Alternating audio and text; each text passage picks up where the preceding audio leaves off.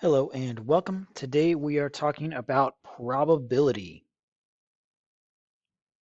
Probability is used to measure how likely a certain event is to occur.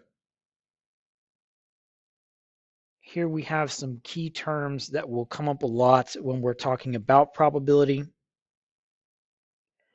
The most important ones are things like trial and outcome.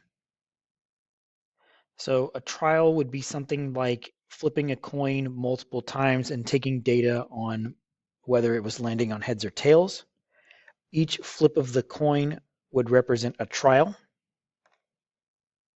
Outcome refers to the actual result of the trial. So in the example of the coin, whether or not the coin landed on heads or tails is the outcome.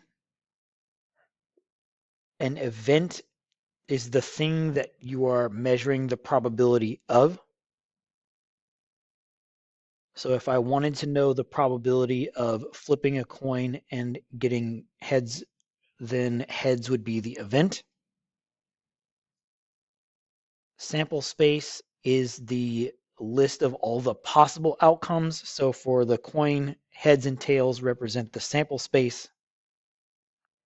And then when we talk about fair, a fair game is when each individual player has an equal chance to win, or you expect to win as often as you lose. So next we'll talk about compound probability, which allows us to take probabilities of separate events and then combine them together. So if we have two independent events happening at the same time, then the probability that both event A and event B occur is the probability of A times the probability of B. And then if I have two events, A and B, and I want to know the probability that either A or B happens, then I would add the probability of A to probability of B, and then subtract the probability where both A and B happen together.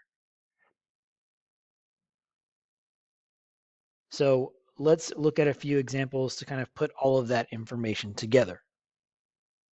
So for all of these examples, we will be using either a letter of the alphabet or a number from 0 to 9.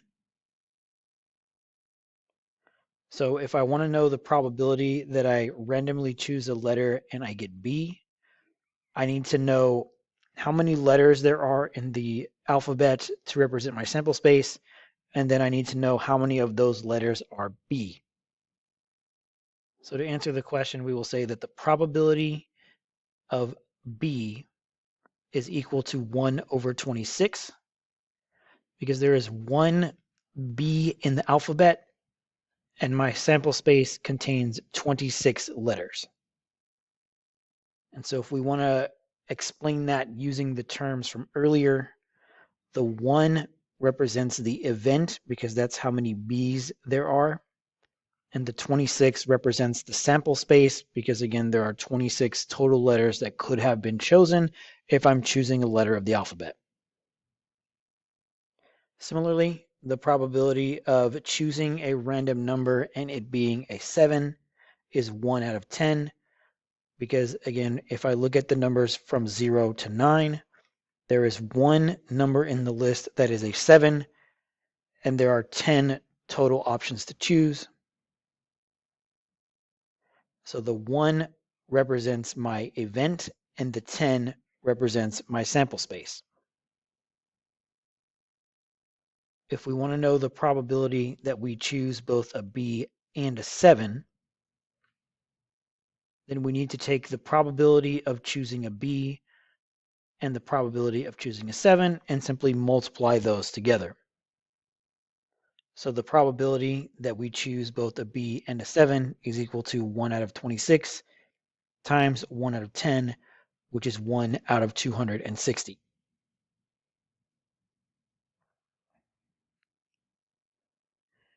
If we want to come up with the probability that we choose either a B or a 7, then we need a number that includes B paired with any number or 7 paired with any letter. To do this, we're going to add the probability of B to the probability of 7, and then subtract out the probability that B and 7 occur at the same time. In other words, we know that 1 out of every 26 combinations will include the letter B, and 1 out of every 10 combinations will include the number 7. However, the combination B7 technically got included in both of these sets. So I need to subtract the probability that that combination occurred in order to remove the extra count. So if we do the calculation here, we would get 35 out of 260, which would then reduce to 7 out of 52. So the probability of getting a combination that includes either a B or a 7 is 7 out of 52. And that's all we have for this one, so I'll see you guys next time.